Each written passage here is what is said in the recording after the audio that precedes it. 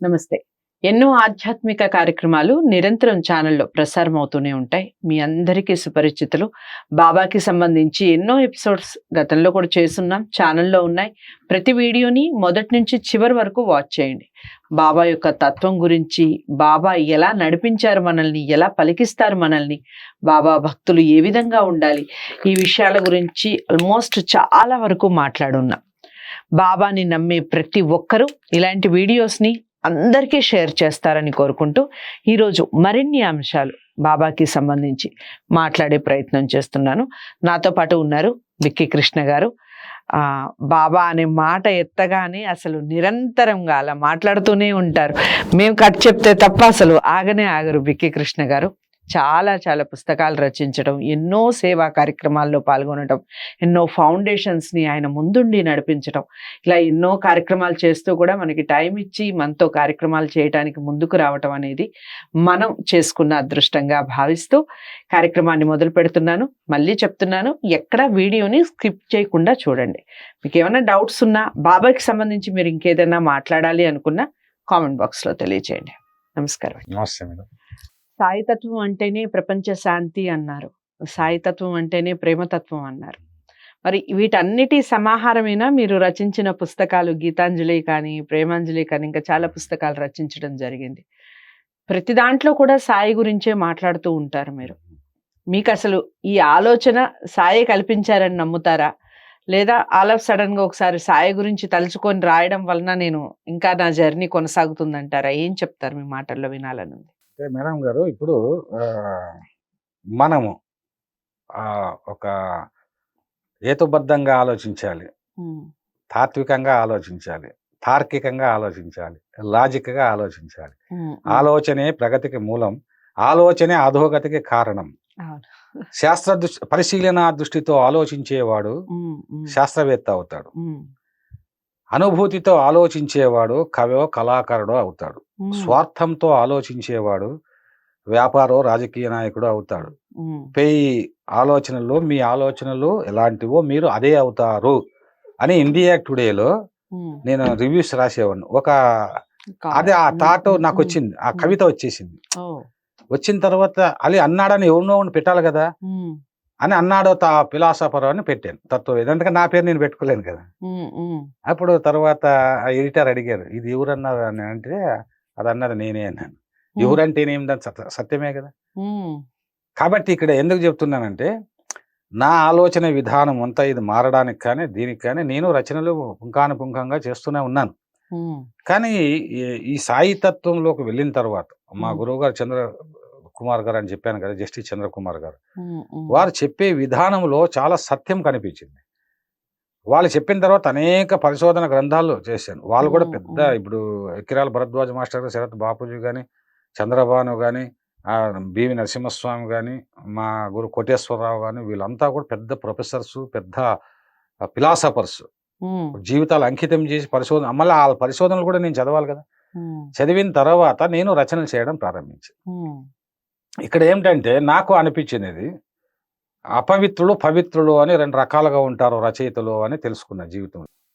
అపవిత్రులు ఎవరంటే వ్యాపారం కోసం, అంటే వాళ్ళు బాగుపడడానికి కోసము రచనలు చేసి వాళ్ళందరినీ, సమాజాన్ని, ఈ మాయలో ఉన్నటువంటి వాళ్ళని, యూత్ని, మహిళల్ని ఈ సీరియల్ అన్నీ తీసి డబ్బులు సంపాదిస్తారు. అట్లాగా వాళ్ళ స్వార్థం కోసము కొన్ని క్రియేట్ చేసి గ్రంథాలు రాసి, నవలలు రాసి, వాళ్ళు కోట్ల డబ్బులు సంపాదించుకొని ఒక పశువుల మాదిరి ఎంజాయ్ చేసేటువంటి అపవిత్రులైన రచయితలు కొద్దిమంది ఉన్నారు. లోక కళ్యాణం కోసం రచనలు చేసేటువంటి వాళ్ళు కొద్దిమంది ఉన్నారు. నేను ఏ కోవకు చెందినవాడిని కావాలంటే లోక కళ్యాణం కోసం రచనలు చేయాలి. ఆ లోక కళ్యాణంలో రచనలు చేస్తున్నప్పుడు సాయితత్వం అనేటువంటిది తిరుగులేని మందుగా నాకు కనిపించింది. అందుకే సాయితత్వం బేస్గా నేను నా రచనలన్నీ ఉంటాయి. అందుకే నేను కవిత్వం రాశాను, కథలు రాశాను, వ్యాసాలు రాశాను. ఒక ఉప్పెనలాగా ఈ రెండు రాష్ట్రాల్లోన నా మాట అన్నా, నా కవితలన్నా, నేనేంటంటే జ్ఞానం, ఎక్కడో ఒక పల్లెటూరులో ఉన్నటువంటి నాకు ఇంత జ్ఞానం ఇచ్చారంటే ఇది ఏదో ఒక అతీతమైన శక్తి వల్లనే సాధ్యమైంది. కాబట్టి అతీతమైన శక్తి బాబాయి ఉండవచ్చు అని పరిశీలన చేసుకున్నా. ఆ తర్వాత మరి బాబా చెప్పిన మార్గంలో నేను వెళ్ళాలి. నా అక్షరాలు 1,00,000 మెదళ్ళ కదలిక అంటాడు కాళోజీ. ఆయన కాళోజీ సినిమా కూడా అనుకోకుండా నేను రాయలసీమ వాడైనప్పటికీ తెలంగాణలో ఇంతమంది రైటర్స్ ఉన్నప్పటికీ నాకు మరి ఆ అవకాశం ఇచ్చాడు బాబా. ప్రజాకవి కాలేజీలో రాశాను, అన్ని పాటలు నేను రాసిన నాకు ఆశ్చర్యమైంది. ఇదేంటి, నాకు నాలో ఏ జ్ఞానము లేదు, పాటలు రాసే శక్తి నాకు లేదు, ఆ కంఠం నుండి ఈ రాగాలు రావడం ఏంటి, ఈ భావాలు రావడం ఏంటి, అందరూ మెచ్చుకోవడం ఏంటి, ఇదేదో ఒక అద్భుతమైన శక్తి చేస్తుందా, అది బాబానే అన్ని కన్ఫర్మ్ చేసుకున్నాను లైఫ్ లో. ఒకప్పుడు రెవల్యూషన్ పోయిటరీ రాశా, దాన్ని అందరూ మెచ్చుకున్నారు. అంటే ఏమి రాసినా ఫస్ట్ వాడు అంటే కమ్యూనిస్టులైనా ఇక్కడ ఆధ్యాత్మికవేత్తలైనా ఎవరైనా నన్ను చూసేది ఏంటంటే, వీడు ఇన్ని రాసి వీని కోసం జీవిస్తున్నాడా, వీరు డబ్బులు సంపాదించుకోవడానికి ఉపయోగిస్తున్నాడా, ఇన్ని అవకాశాలు వచ్చినా అంటే ఆలోచించినాడు వీడు అపవిత్రునిగా జీవిస్తున్నాడు. మాకే కొన్ని వేల మంది కవులను రచనలను కొన్ని సంస్థలను ఏర్పాటు చేసి వెలుగులోకి తెస్తుంటే అంత కన్నీళ్లు పెట్టుకుని వాళ్ళందరికీ అవార్డులు రివార్డులు ఇస్తున్నాం. మీకు కూడా ఇచ్చా, మీకు తెలుసు, ప్రత్యక్షంగా చూశారు. అలా నా గురించి నేను ఏం చేస్తాను, అందుకే అపవిత్రుని చేతిలో అక్షరాలు మైలపడతాయి, పవిత్రుని చేతిలో దారి దీపాలు అవుతాయని. కాబట్టి నువ్వు ఎంత గొప్ప రచయిత అయితేనే నీకోసం బతుకుతున్నాడు, నువ్వు ఎంత గొప్ప పదవిలో ఉంటే ఏం ప్రయోజనం, అంటే నన్ను చూడండి నేను ఇంతవాడిని అంతవాడిని అంది ఇది అంటే ఏం ప్రయోజనం, నీవు ఎంతమందికి ఉపయోగపడ్డావు. బాబాను నేను ఎందుకు ఇష్టపడతాను బాబాను అంత అమితంగా అంటే, ఎంతో మంది గురువులు వచ్చారు, కానీ బాబా మాదిరి ఎంతమంది గురువులు తమ శిష్యులకు అన్నం వండి పెట్టారు, బిర్యానీ వండి పెట్టారు, ఎంతమంది రండి మీ పాదాలకు నమస్కారం అని ఎంతమంది గురువులు ఎంత నిరహంకారంగా వ్యవహరించాడు ఆయన. ఆకలి ఉన్న వారికి అన్నం పెట్టండి, గుడ్డలు వారు లేని వారు గుడ్డలు ఇప్పించండి అని ఆయన ఎంత ప్రబోధం చేశాడు. ఎన్ని సాయి దేవాలయాలు వెలిసాయి, ఎన్ని దేవాలయాల్లో అన్నదానం జరుగుతుంది. ఒక్క షిరిడి సాయిబాబా వల్ల ఎంత ప్రభావితం, ఎంత మేలు జరుగుతుంది లోకానికి. కొన్ని లక్షల మంది అన్నం తింటూ ఉన్నారు. ఇప్పుడు ఆంధ్రప్రదేశ్ లో అన్నా క్యాంటీన్లు అని పెట్టారు, దానివల్ల ఎంతో మంది అన్నం తింటారు, దానివల్ల పాలకులకు పుణ్యం వస్తుంది. అసలు పరబ్రహ్మ అన్నం పరబ్రహ్మ స్వరూపం అన్నాడు, ఆ పరబ్రహ్మమే షిరిడి సాయిబాబా. ఇప్పుడు చాలా మంది అన్నం పెడుతుంటారు, నువ్వు ఎన్ని కోట్లన్నా ఉండొచ్చు, 10 మందికి అన్నం పెట్టినప్పుడే నీ జీవితం సార్థకం. ఆకలి కొన్న వారికి అన్నం పెట్టాను నేను. నీ కమ్యూనిస్టులు చెప్పేది అదే కదా, సమానత్వం కావాలి సమానత్వం కావాలా. కమ్యూనిస్టులు సమానత్వం కూడా సీసేసుకు ఏం చేశాడు, రుమేనియాలోన సీసేసుకు అందరి బంగారంతా దోసుకున్నాడు, ధనవంతులంతా చంపించేవాడు. కాబట్టి అక్కడ కూడా కార్మిక నియంతృత్వం వస్తుంది. అందువల్ల ఎవడు చాచా కాదు ఈ ప్రపంచంలో. నిజమైన ప్రేమ, నిజమైన కరుణ ఉన్నటువంటి వాడు జగద్గురువు ఆయన అని ఎందుకన్నాడు, పరబ్రహ్మము కరుణ స్వరూపమే పరబ్రహ్మం, ప్రేమ స్వరూపమే పరబ్రహ్మం. సమస్త కోట్లాది మంది ప్రజలు, కోట్లాది మంది నా బిడ్డలు అన్నాడు. నా బిడ్డని ఒక తల్లి ఎవరైనా ద్రోహం చేస్తుందా, నా బిడ్డని నేను కాపాడకుండా ఎవరు కాపాడుతానన్నాడు. కాబట్టి ఆయన కంటికి రెప్పలాగా చూస్తూ ఉన్నాడు. ఈ రోజు కోట్లాది మంది దేశ విదేశాల్లోనూ అన్ని దేశాల్లోనూ బాబా టెంపుల్స్ ఉన్నాయంటే, ఇక్కడ ఏదో బాబాను గొప్ప చేయడానికి బాబా టెంపుల్స్ కట్టలేదు. ఇక్కడ సాయి తత్వానికి సింబల్ టెంపుల్, ప్రేమ తత్వానికి symbol temple, love religion symbol ఆ యొక్క టెంపుల్, ప్రేమతత్వం. అంతేకాకుండా అందరూ కూడా చూడండి, సాయిబాబా గుళ్ళు ఫకీర్లు ఉంటారు, బిచ్చవాళ్ళు ఉంటారు, బయట అందరూ ఉంటారు, అందరూ అన్ని తీసుకొని వచ్చి అందరికి పంచుతూ ఉంటారు. అట్లా పంచడము స్వార్థంతో కాదు, ఈ పంచడం నేర్పించిండేటువంటి తత్వమే సాయి తత్వం. ప్రేమను పంచడం నేర్పించినదే సాయి తత్వం. గుడ్డలను పంచడము ఇది కాదు. దేవాలయ వీళ్ళే చాలా మంది విమర్శించవచ్చు, వాడు ఒక సంస్థానానికి అధ్యక్షునిగా ఉన్నటువంటి వాడు కొన్ని ఉండిలో, వీళ్ళు కూడా ఏంటి ఉండిలో వేసేవాళ్ళు ఎవరంటే ధనవంతులే కదా ఉండిలో వేసేది, డబ్బున్న వాళ్ళు ఉండిలో వేస్తారు. ఆ ఉండిలో వాడు తిన్నంత తిని మిగతాదన్నా పంచుతున్నాడు కదా. నేను అనడం, వాడు ఒక టెంపుల్ కట్టించుకున్నాడు, టెంపుల్ కట్టించుతాడు, వాడికి డబ్బులు ఖర్చు ఏంటాయి కదా. కానీ కోట్ల మంది అనంతంలో ఒక అతను ఉన్నాడు, రవికాంత్ రమణ అని చెప్పేసి, ఆయన టెంపుల్ కట్టించి 1,50,00,000 డిపాజిట్ చేశాడు. పాపం నిస్వార్థంగా చేశాడు. ఆయన ఒక వంట అంటే ఒక చిన్న క్యాటరింగ్ చేసేటువంటి వ్యక్తి. ఆయన వచ్చి ఇట్లా వచ్చి నేను పాటలు పాడితే ఏడ్చి ఆయన 9 పాటలు రికార్డింగ్ చేసి ఇచ్చాడు. అంటే ఇటువంటి ఆ తత్వం అనేటువంటి ఎంత ప్రభావితం చేస్తాం చూడండి. ఇప్పుడు అక్కడ ఎంతో మంది అన్నదానం చేస్తున్నారు. కాబట్టి నేను చాలా టెంపుల్స్కి వెళ్ళాను, అక్కడ చూస్తా ఉంటే 500 మంది 600 మంది రోజు భోజనం చేస్తున్నారు. జయచంద్ర చౌదరి అని ఒక టెంపుల్ కట్టించాడు అతను, రోజు అన్నదానం చేస్తున్నారు 500 మంది 600 మంది. ఆయన చూస్తా ఉంటే ఆయన భూములు సంపాదించుకోవడానికి అక్కడ పెట్టలేదు, ఏమి అధ్యక్షునిగా ఉండి అంతమంది మేలు చేస్తున్నారు కదా. అంటే బాబా తత్వంతో, అంటే బాబా తత్వాన్ని ప్రచారం చేసే వాళ్ళు చాలా మంది ఉన్నారు. వాళ్ళ వల్ల మంచి జరుగుతూ ఉంది కదా. బాబా తత్వం వల్ల అక్కడ హిందువులు, ముస్లింలు, క్రిస్టియన్స్ అందరూ పేదలు తింటున్నారు కదా, పేదల ఫకీరులకు అంతా అన్నం పెడుతున్నారు కదా. మరి ఇది ఎందుకు ఆలోచించరు? ఎప్పుడు హిందువు ముస్లిమా అని చెప్పి బాబా గురించి ఆలోచించి బాబా కోట్లాది మంది యొక్క బాబా భక్తుల మనోభావాలను దెబ్బతీయడం ఎందుకు, బాధ పెట్టడం ఎందుకు? అసలు నువ్వు ఒకరిని బాధ పెడుతున్నాడు, నువ్వు మనిషే కాదు. నీదేదో నువ్వు చూసుకో, నీదే కరెక్ట్ కావచ్చు నీ దృష్టిలో, నీ దృష్టిలో నా దృష్టిలో నీది కరెక్ట్ కాదు, నాదే కరెక్ట్ అంట. కాబట్టి ఉంది కరెక్ట్ కాదు, ఇంకా ఆలోచిస్తా సత్యాన్ని అంటిపెట్టుకో. అన్ని దేవుళ్ళు, అన్ని కులాలు, అన్ని మతాలు అంతా ఒకటే. మనిషిని మనిషిగా ప్రేమించు, మతాన్ని మతంగా ప్రేమించు. ఇప్పుడు ప్రజాస్వామ్యం వచ్చింది, ప్రజాస్వామ్యంలో మనం సమానత్వం కోసం పోరాటం తప్పులేదు. స్త్రీని హింసించమని పురుషాధిక్య సమాజం అని చెప్పి స్త్రీలు ఉన్నారు. ఇప్పుడు స్త్రీలు కూడా ఆధిక్యం వచ్చేసింది.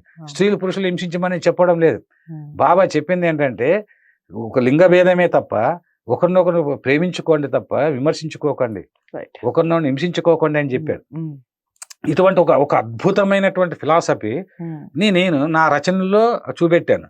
అందుకే నా రచనలు మార్మిక నది ఇప్పుడు అద్భుతమైన గ్రంథంగా, ప్రపంచ ప్రఖ్యాతగాంచే గ్రంథంగా విమర్శకులు కొనియాడుతున్నారు. నేను రాసినటువంటి ఒక పూల తోటను చూస్తే, అంటే ఇంకొకటి అండి, ఇక్కడ జిడ్డు కృష్ణమూర్తి చెప్పినాడు చలనము సౌందర్యం, అంతవరకు వెళ్ళింది నా మైండ్. నేను ఇట్లా మాట్లాడుతున్నానంటే ఈ మాటలు నాకు కాదు. నేను ఒక ఉదయమైన మా ఇంటి పక్కన ఒక పూల తోటను చూశా.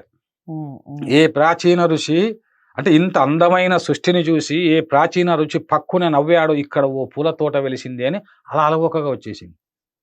అంటే నేను ప్రాచీన ఋషిని ఎందుకు లైక్ చేస్తున్నానంటే, కమ్యూనిస్టులు ఒకప్పుడు మార్క్స్ వీళ్ళంతా వీటిని గురించి కూడా రాశాను. కానీ ఇక్కడ ప్రాచీన ఋషిని గురించి ఎందుకు చెప్తున్నా, ప్రాచీన ఋషులు వాళ్ళు సైంటిస్టులు. అప్పుడు కులం లేదు, మతం లేదు, ఏమి లేదు. వాళ్ళు పరిశోధన చేశారు. వాళ్ళు హేతువాదులే. అది కూడా చెప్తున్నా, ప్రాచీన ఋషి ఆధ్యాత్మికవాది కాదు, ఫస్ట్ హేతువాది, తర్వాత ఆధ్యాత్మికవాది. ఆధ్యాత్మికవాది అంటే ఫస్ట్ ఏమిటంటే ఏమిటి హేతు, ఏమిటి ఈ కారణాలు, ఏమిటి ఈ సృష్టి ఉందా లేదా, ఇది హేతుబద్ధంగానే ఆలోచించాడు కదా. కాబట్టి ఆత్మ ఏమిటి, పరమాత్మ ఏమిటి, అసలు ఈ సృష్టికి మూలం ఉందా లేదా అని అట్లా పరిశోధనలు చేసి కనుక్కున్న తర్వాత వాళ్ళు ఋషులయ్యారు, అంటే ఆధ్యాత్మికవేత్తలు అయ్యారు. ప్రాచీన ఋషులంతా నిస్వార్థంగా చేసినటువంటి సైంటిస్టులు. ప్రకృతి పైన అంత సైన్స్ని ఆడ కనాదుడు కానీ, గౌతముడు కానీ, విశ్వామిత్రులు కానీ, ఒక 2000 3000 మంది ఋషులు చేసిన పరిశోధనల ఆ యొక్క ఫలితమే వేదాలు, ఉపనిషత్తులు, మిగతా గ్రంథాలన్నీ. అటువంటి సంపద ప్రపంచంలో ఏ దేశంలోనూ లేదు. దాన్ని సద్వినియోగం చేసుకోవాలి మనం. అలా అంతేగాని వాళ్ళు ఏదో ఒక మతాన్ని సృష్టించుకోండి, మానవులు విడిపోండి, ఒకరిని ద్వేషించండి, పీఠాలు పెట్టుకోండి, దోపిడీ చేయండి అని ఏ ఋషులు చెప్పలేదు. వాళ్ళు విశ్వ కళ్యాణం కోసం అంత కృషి చేశారు. కాబట్టి ఋషి సంస్కృతి చాలా గొప్పది మన దేశంలో. ఆ ఋషి సంస్కృతికి మళ్ళీ పరిరక్షించడానికి పుట్టిన ఆ జగద్గురువే షిరిడి సాయిబాబా. షిరిడి సాయిబాబా జ్ఞానేశ్వర మహత్యాన్ని చదువుకోండి అన్నాడు, భగవద్గీతను చదువుకోండి అన్నాడు, భాగవతాన్ని చదవండి అన్నాడు, రాముని పూజించండి అన్నాడు, అల్లాని పూజించండి, ఎవరిని పూజించొద్దు అని చెప్పలేదు. ఆయన చెప్పినదంతా కూడా మరి అన్ని గ్రంథాలు చదవమని చెప్పాడు. భగవద్గీత శ్లోకాలు కానీ అర్థం చేయాలి. పరబ్రహ్మం అండి, సమస్త ఋషులు పరబ్రహ్మంలోనే పుట్టాయి, జగన్మాత నుంచే పుట్టాయి. ఈయన జగన్మాతకి ఈయన గురువు తీసుకొని వెళ్ళి హిమాలయాల్లో జగన్మాత మంత్రం జపించేసి ఈయన జగద్గురుగా అంటే ఆయన పుట్టుకే వేదాలు ఎవరు సృష్టించలేదు అని అంటారు, వేదాలు అపౌరుషేయాలు అంటారు. అట్లా ఏమాటి పంత అదే అన్నాడు. బాబా జననం కూడా మహాత్ములు నదుల పుట్టుక ఎవరికి తెలియదు అన్నాడు. అలాంటి మహా జగద్గురు షిరిడి సాయిబాబా ఏ రకంగా ఆలోచించినా ఎవరికైనా అసలు నోరు లేనటువంటి వానికి మూగ వాణ్ణి మాటలు రప్పించాడు, ఏమి రానటువంటి వాడిని పండితుని చేశాడు. వేదాంతులు పెద్ద వాళ్ళంతా వచ్చి ఆయన పాదాలకు మోహరించారు. సైలెంట్ గా నానా చంద్రకౌర్ మహామేధ సైలెంట్ గా ఉండేవాడు. దీక్షిత్ కన్నా మేధావి లేడు, అటువంటి వాడు వచ్చి మౌనంగా ఉండిపోయేవాళ్ళు. బాబా అంటే జగద్గురు పరబ్రహ్మం దగ్గర ఎవరు మాట్లాడలేదు. ఈ పాండిత్యం ఇదంటే అహంకారం వస్తుంది, ధనం వల్ల అహంకారం వస్తుంది, సౌందర్యం వల్ల అహంకారం వస్తుంది, సంపద వల్ల అహంకారం వస్తుంది, అధికారం వల్ల అహంకారం వస్తుంది. అరే అందరికీ అన్ని ఇచ్చేది నేనే అన్నాడు బాబా. రైట్. సో చాలా అంటే చాలా ఆవేశంగా అందులో అంతరార్థాన్ని వెతికే క్రమంలో చాలా చక్కగా వివరించారు విక్కీ కృష్ణ గారు బాబా తత్వాన్ని. మీరు కూడా ఎంతవరకు ఫాలో అయ్యారు, ఎంతవరకు ఫాలోవర్స్ ఉన్నారు, మా కార్యక్రమాలు ఎంతవరకు చూస్తున్నారు, ఈ విషయాలన్నీ కామెంట్ బాక్స్లో తెలియజేస్తూ బాబాకి సంబంధించిన ఈ విషయాలన్నీ కూడా అందరికీ షేర్ చేసే ప్రయత్నం చేయండి. ఛానల్ని సబ్స్క్రైబ్ చేసుకోండి. మరో మంచి టాపిక్తో మళ్ళీ కలుస్తాను. నమస్తే.